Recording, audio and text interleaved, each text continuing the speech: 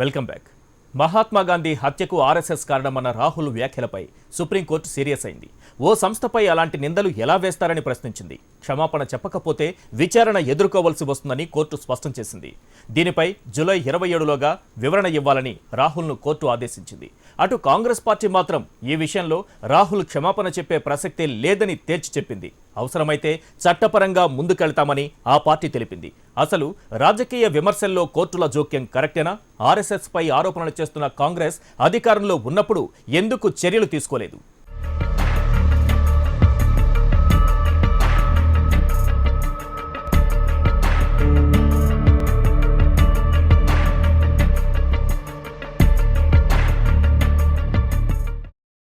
Sir, Gandhi హత్యకు RSS కారణమంటూ గతంలో రాహుల్ గాంధీ చేసిన వ్యాఖ్యలపైన సుప్రీంకోర్టు సీరియస్ అయింది. క్షమాపణ చెప్పకపోతే విచారణ ఎదుర్కోవాల్సి వస్తుందంటూ వ్యాఖ్యలు చేసింది. నిజానికి మాట్లాడే స్వేచ్ఛ ఈ భారతదేశంలో ఉన్నప్పుడు దాని పరిధి దాటి ఆయన మాట్లాడినట్టుగా మనం భావించాల్సి వస్తుంది. అంటే ఇప్పుడు ఆర్ఎస్ఎస్ పైన ఆరోపణ ఉన్నమాట నిజం. చాలా కాలంగా ఆరోపణ ఉంది. కానీ ఆరోపణ వేరు, చట్టం వేరు, న్యాయం వేరు. అందువల్ల ఆర్ఎస్ఎస్ నిషేధించే మాట కూడా నిజం ఆ రోజుల్లో.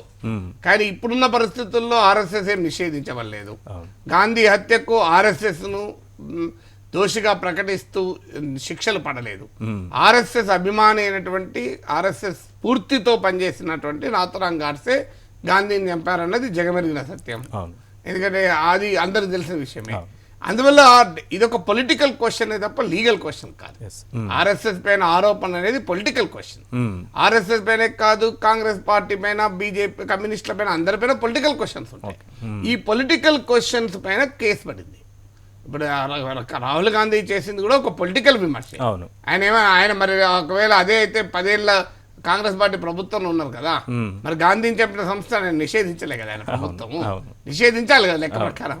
అందువల్ల it's not a legal question, it's political question. ఆరోపణలు చేసుకుంటూ ఉంటారు, ప్రత్యారోపణలు చేసుకుంటూ ఉంటారు. ఈ ఆరోపణలు చేసుకున్న దానిపైన సుప్రీంకోర్టు అసలు నార్మల్గా అయితే ఇది ఒక పొలిటికల్ క్రిటిసిజం, ఇది పొలిటికల్ డిస్కోర్స్లో కామన్ అని వదిలేయాలి. ఎందుకంటే మరి కాంగ్రెస్ ముక్త్ భారత్ మా లక్ష్యం అని బీజేపీ అన్నది.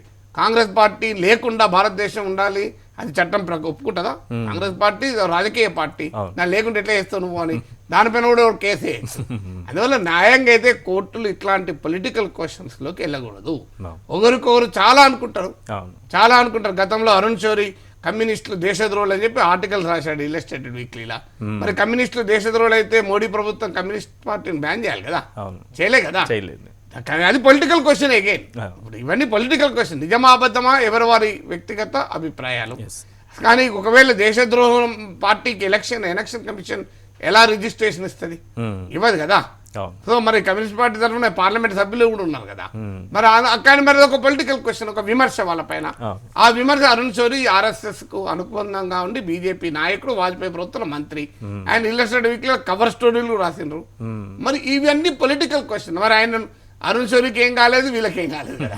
అందువల్ల ఇలాంటి పొలిటికల్ క్వశ్చన్స్ లోకి న్యాయంగా కోర్టులు ఎంటర్ కాకూడదు. ఎస్, మేము దేశభక్తులను ఒకరనొచ్చు, మీరు దేశద్రోహులు ఇంకోరనొచ్చు, మీరే భగత్ సింగ్ ఉరి తీయటానికి గాంధీ కారణం, గాంధీ గట్టుకుంటే ఉరే తీయకపోతున్న ఒకరనొచ్చు, గాంధీని చంపింది మీరే అని ఇంకోరనొచ్చు. ఇలాంటి అన్ని పొలిటికల్ క్వశ్చన్సే. ఈ పొలిటికల్ క్వశ్చన్స్ ను పొలిటికల్ స్పియర్ కే వదిలేయాలి. దాన్ని లీగల్ అంశాలతో ఇంకా ముడిపెట్టి చేస్తే జరిగేది ఏమి ఉండదు, ఉపయోగం ఏమి ఉండదు. నిజంగా రాహుల్ గాంధీ ఆయన క్షమాపణ చెప్పాడు, విచారణ చేస్తారు. విచారణ చేసి ఏం చేస్తావు? ఆ విచారణలో ఆయన మళ్ళీ ఒక 100 సార్లు చెప్తాడు ఆర్ఎస్ఎస్ గాంధీని చంపింది అని. దానివల్ల ఎవరు రాహుల్ గాంధీకి లాభం. అందుకే కాంగ్రెస్ పార్టీ ఏమని రియాక్ట్ అయింది, మేము విచారణ ఎదుర్కొంటాం తప్ప క్షమాపణ చెప్పము. రాహుల్ గాంధీ ఆర్ఎస్ఎస్ క్షమాపణ చెప్పడం అనేది అసాధ్యము. జరిగితే అది ఆత్మహత్య సదృశ్యమే. కాంగ్రెస్ పార్టీ ప్రధానమంత్రి అభ్యర్థి ఆర్ఎస్ఎస్ కు క్షమాపణ చెప్పుకుంటాడా? మరి బీజేపీ నాయకులు, ఆర్ఎస్ఎస్ నాయకులు కాంగ్రెస్ పైన చాలా విమర్శలు చేశారు. నెహ్రూ వల్లనే ఈ భారతదేశం విడిపోయింది అన్నారు, నెహ్రూ వల్లనే కాశ్మీర్ ఇట్లయింది అన్నారు. మరి దానిపైన ఎవరైనా కోర్టుకు వేయాడా? సో నెహ్రూని బండబూతులు తిట్టకుండా. సో అందువల్ల ఇవన్నీ కూడా పొలిటికల్ విమర్శలు. ఇవన్నీ ఈ పొలిటికల్ విమర్శలు అన్నిటికీ కేసులు వేసుకుంటూ పోయి కోర్టులు తేలితే క్షమాపణ చెప్పు అని చెప్తే అది ప్రాక్టికల్. ఇప్పుడు సుప్రీంకోర్టు ఎస్టాబ్లిష్ చేయాలి మొదలు. గాంధీని చంపింది ఎవరు, గాంధీని ఆర్ఎస్ఎస్ చంపింది అనే విమర్శ ఎంతవరకు చట్టబద్ధం. దీని మీద మొదలు విచారణ జరిపి తర్వాత క్షమాపణ కావాలి కదా. ఇది అంతా తేలుతుంది అయ్యాల. ఇప్పుడు ఇవాళ విచారణ జరిగి ఆర్ఎస్ఎస్ ని ఏం చేస్తారు, రాహుల్ గాంధీని ఏం చేస్తారు, ఎవరిని ఏమీ చేయరు. ఇప్పుడు కాంగ్రెస్ పార్టీ దీనికి తెలివి ఉంటే వాళ్ళు బహుశా అలాగే తెలివి ఉన్నట్టే ఇప్పుడు ఒకరికైతే కనబడుతున్నారు. వాళ్ళు దీన్ని వ్యూహాత్మకంగా అడ్వాంటేజ్ గా తీసుకొని దేశవ్యాప్తంగా దీనిపైన చర్చ పెట్టుకోవచ్చు. అయితే విద్వేషాలు రెచ్చగొట్టే స్థాయిలో కొన్ని కామెంట్స్ ఉండటము, శాంతి భద్రతలకు విఘాతం కలిగించే రీతిలో ఉన్నప్పుడు కోర్టులో జోక్యం చేసుకున్న పరిస్థితులు మనం చూసాం. ఇది ఆ స్థాయిలో ఉందా సార్? శాంతి భద్రతలకు విఘాతం అట్లా రాజకీయ నాయకులు ఇచ్చిన మాటల బట్టి రోజు కొట్టుకు సావాలి కదా. తెలంగాణ ఉద్యమంలో ఎన్ని మాట్లాడుకోలేదు. సో ఏమి గుంటూరులో ఆంధ్ర వాళ్ళ బిర్యానీ పెండలాగుంటుంది అన్నారు, అంటే ఆంధ్రప్రదేశ్లో అల్లర్లు జరిగినాయా? ఎందుకు ఇవన్నీ మనం తెలంగాణ జరిగినాయా? ఎక్కడ జరిగినాయి? సో ఇవన్నీ అంటూనే ఉంటుంటారు రాజకీయాల్లో. ఇది అనొచ్చా అనకూడదా అనేది పొలిటికల్ క్వశ్చన్లు, మారల్ క్వశ్చన్లు, లీగల్ క్వశ్చన్లు కావు. నేను అనే పాయింట్ ఏంటంటే ఆడ నిజంగానే శాంతి భద్రత పరిస్థితి వచ్చి పెద్ద ఎత్తున ఆర్ఎస్ఎస్ కాంగ్రెస్ కార్యకర్తలు రోడ్ల మీదకి వచ్చి 100,000 మంది కొట్టుకున్నారా? మనం ఎగ్జాగరేట్ చేయకూడదు.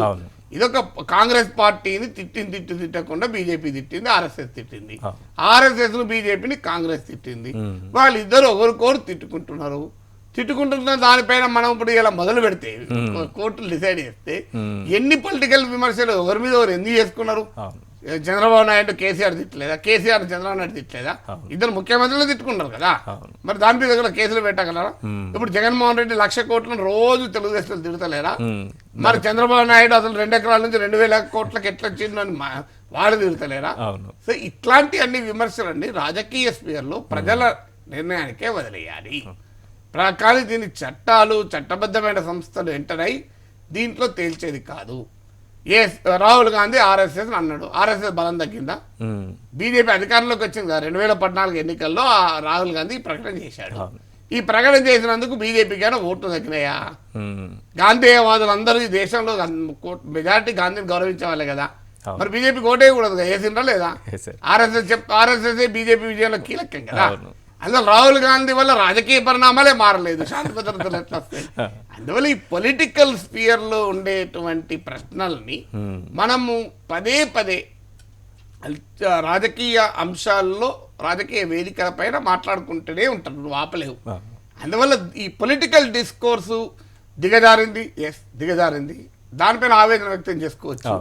కానీ బేసిక్ పాయింట్ ఏంటంటే ఇప్పుడు ఈ మధ్య సుబ్రహ్మణ్య స్వామి రఘురామరాజన్ ఎన్ని మాట్లాడాడు. అసలు రఘురామరాజన్ భారతదేశ ద్రోహి అన్నట్టు మాట్లాడాడు, అమెరికా ఏజెంట్ అన్నట్టు మాట్లాడాడు సుబ్రహ్మణ్య స్వామి.